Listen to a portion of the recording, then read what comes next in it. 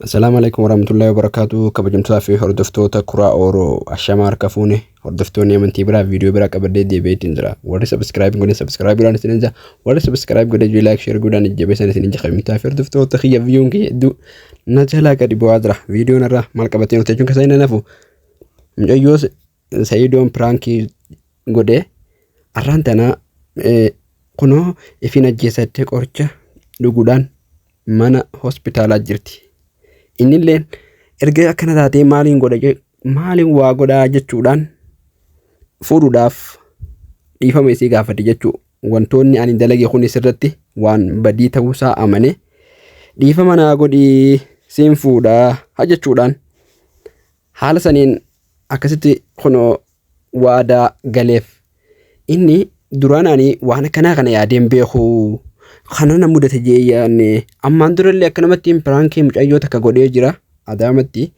Ammallee akkasuma an pirankiin godha je'eetiin kana godhe malee kanaatu uumama jechuudhaan hiyyaanne jechuudhaan dubbata.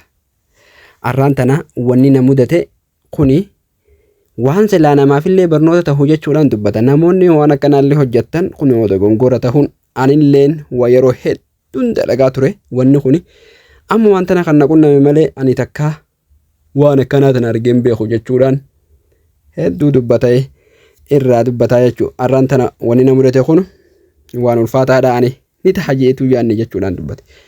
Maaliif silaa pirankii ugaajaan namni kuni hedduu takka rifataas pirankiin yeroo takka maaliif waan keessa namaa jiru akka nama keessa quba qabutti yeroo dubbattu amma inni kas ta'edha.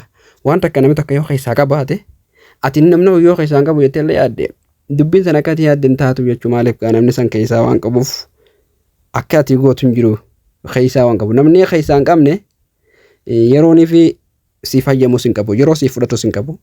Kanaafuu mucayyoon duraanis gaa keessaa hin qaba. Innillee waan duritti haasa'ee yeroo ijoollummaa turte waan dubbatame jechuu sanirraa dubbate.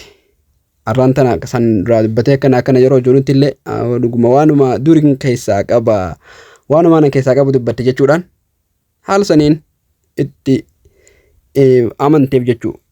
Kanaafuu dirqama gaa akkama haa godhuure fuudhuma qaba.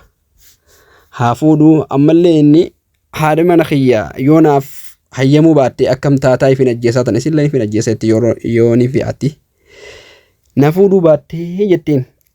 Isin namni maal naan jaadha ammaan tana hayyamteef viidiyoon kun nama hedduu bira gahe gaafa argan maal naan jaanidha. Eenyu bultina hojii jaarra ammas jireenya namaa taphachaa akkamiin biraan keechanii jiru kuni jiruu namaati jireenya kiyyan irraa balleessitanii gara fuulduraatti jettuudhaan isinis dhugaa qabdi.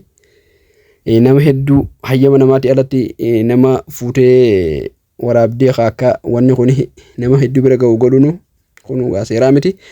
Kanaafuu haala saniin fuudhuu qabaa. Kanaafuu rabbumaa isaanii walii qoodee yoo rabbiin walii isaanii qoode silaa abbaan fadhee dhorkus hin danda'u. Akkasiin jaaqabeetaa hordoftoota kiyyaa hanga viidiyoo biraatti walitti deebinutti. Assalaamu alaikum warahmatullahi wabarakatuh.